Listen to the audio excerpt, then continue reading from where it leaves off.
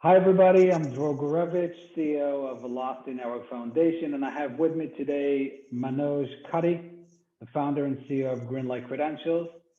Before founding GreenLight Credentials, he was the founder and CEO of Loud Cloud Systems that was acquired by Barnes& and Noble Education, and before that had various leadership roles at Tata. And we're here to talk about credentials, Velocity Network, and all things blockchain for HR. Manoj, thank you for joining us. Appreciate the opportunity and always nice to see you, Dror. Yeah. Why don't you start with presenting yourself and how did you find yourself in the education space of all spaces? Well, as you mentioned, I had some leadership roles at the Tata Group of companies, and one of those businesses, we were focused on building software applications in the education space. And that's really what got me going about 10 years ago. And we ended up building Loud Cloud Systems, which was one of the larger learning management platforms and analytics-based platform, primarily geared to supporting students in post-secondary institutions as well as school districts here in the U.S. That's what got me into the world of education, and it was a ride for the last decade. And as you know, the education industry is kind of insular. You got to know people inside the industry. And so when I moved out from Barnes& and Noble Education, and I was thinking, should I get back into the traditional software business, but I had a lot of connections and relationships in the world of education. And so GreenLight Credentials was designed to primarily support the needs of students in the education space. And that's how we got started here. Yeah, that's a good segue to my next question, which is if you could describe GreenLight Credentials in a few sentences, what is it that you do? What's your impact on the education system currently, and what are your plans? Yeah, Greenlight started to make it easy for students to control all of the records that they need to send to colleges.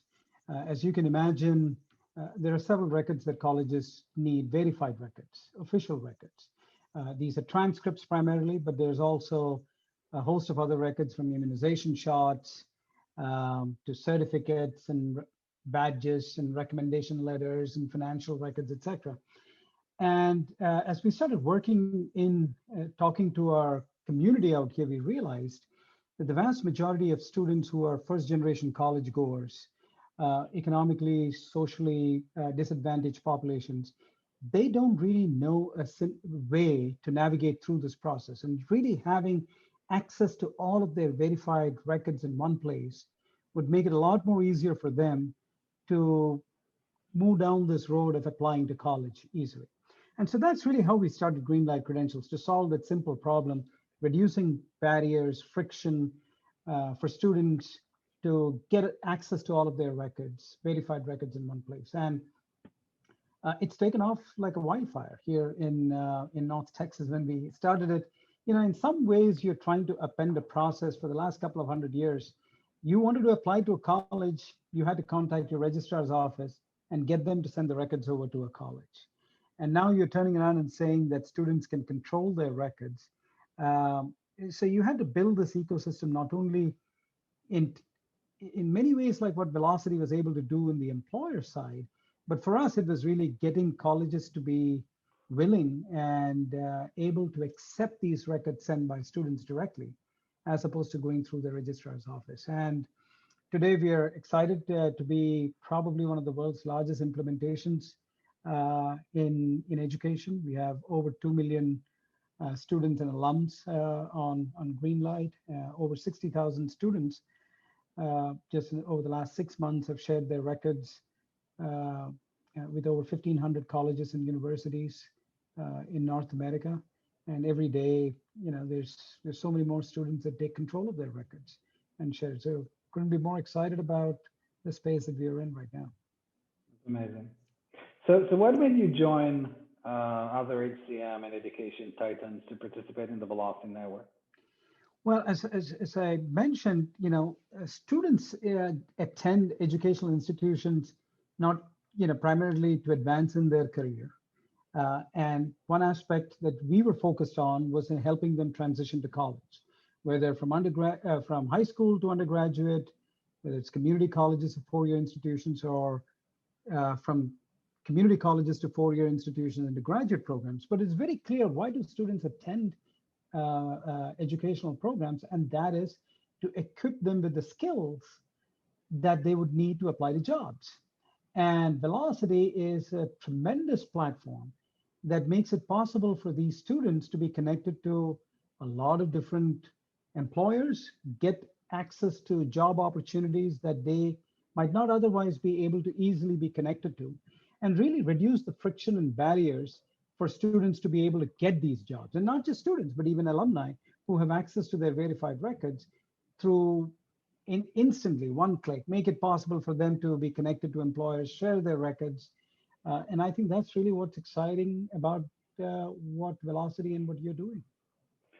So basically, you're saying that instead of building a siloed ecosystem focused on students moving to college, you saw much more potential in a single, unified, interoperable framework that will allow for a full-fledged, self-sovereign career and education identity that individuals can take with them throughout their journey. Exactly. That was what's so appealing to us, bringing you on board, because what's unique about GreenLight credentials is that early starting point that you represent to the holders of that self-sovereign education and career identity, which is amazing to me. So I think you've answered my next question with regards to what benefits your constituency, those students will see from your participation in the Laws Network.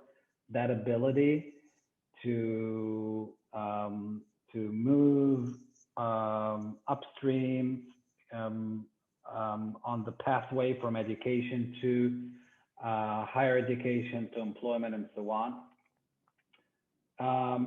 But what's interesting to me is, what is your personal take on this space? What's your personal vision? You've been one of the leading figures in the self-sovereign education credential space. How do you see the world in 10 years? Oh, this, people always underappreciate the importance of technology in the short run and maybe in the long run, and maybe overestimate in the short run. But there's no question, I'm just going to go back and draw a parallel. 10 years ago, about 12 years ago, when I founded LoudCloud, I would knock on the doors of IT managers and say, will you put your data on the cloud? And especially educational institutions. And they would think that I'm nuts. And they would say, no way, this is our data. We are going to hold on to it. I think you're exactly right. 10 years from today, I foresee a world where nobody is going to question that these records need to be controlled by the users who have paid for and have invested significant amounts of time and energy to acquire these skills and competencies. And the proof of these acquisition should not be vested in institutions, but it should really be in the hands of the user, the students. And so this philosophy that we should all have access to our verified records, and through in a decentralized way, be able to control these records, instantly share that with any third party in the world. And the receiving party should be in a position to instantly verify these records are legitimate, not tampered. You sit back and think, why has it not yet happened today? That's amazing. I always say that. My father, only 20 years ago, I think, or 25 years ago, used to smoke in an airplane, right? Which sound insane. People lighting fire in a tin box, flying in the air, full of fabric, and it's insane. Not to talk about the health consequences, but they were doing that, it sounded reasonable, and now people think it's insane. I think 10 or 15 years from now, people will think it's insane that access to my personal data was restricted by data hoarders, data processors that used to think it's their data. So I totally agree that it sounds, I mean, I just don't understand why this has not happened or, but I think that you see regulators moving towards that. You see industry moving towards that. And I think that for data processors, this battle is already lost. Yes. If they're building on individuals' personal data as their moat, I think that this ship has already sailed. No, I totally agree with that. So in that context, if you had, a call to action or a message to labor market and education market stakeholders, what would be that? I think it is, just move faster. The idea that a user's verified records uh, sh- should be controlled by the students, not just coming out of academic institutions, but also employers, right? If I'm going out and working at AT&T, how do I get access to verified records that demonstrate some skills and competencies that I have gained, at that employment in that job, and really allow me as an individual to have a demonstrated proof of all of these records. And so for the employers, this is actually going to benefit you as well. Many of these training programs sometimes, especially compliance training programs, are so redundant.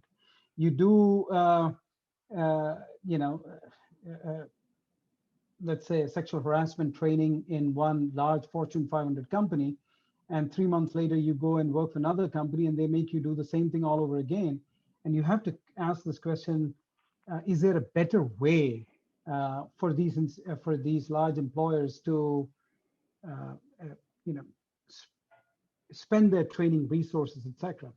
And in many ways, I think having this ability for the end user to be able to acquire proof of their verified skills and competencies, and to be able to share where did they acquire these from, how long is it valid, all of those things is just going to make it is going to reduce employers costs in hiring, training, and deploying those resources. It's a no-brainer.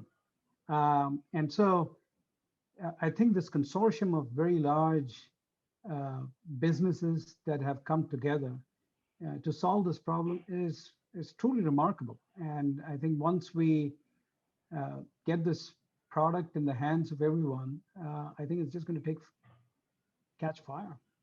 I'm excited about this. I want to make it a little bit harder for you. I mean, it's a no-brainer for an employer. Why would they be interested in participating? But if you talk to the registrar office at a university that are currently building their budget based on selling these transcripts to individuals and basically charging, good dollars for that, what would you say to that registrar? I mean, where is the compelling event here? How would they be cannibalizing on their existing business to support that? Where's the fire? Is there a fire? Where's the fire that would drive them to really move towards this direction? And I think that there are two or three different ways to tackle this problem. One is to appeal to them to say, this is the right thing to do for your students.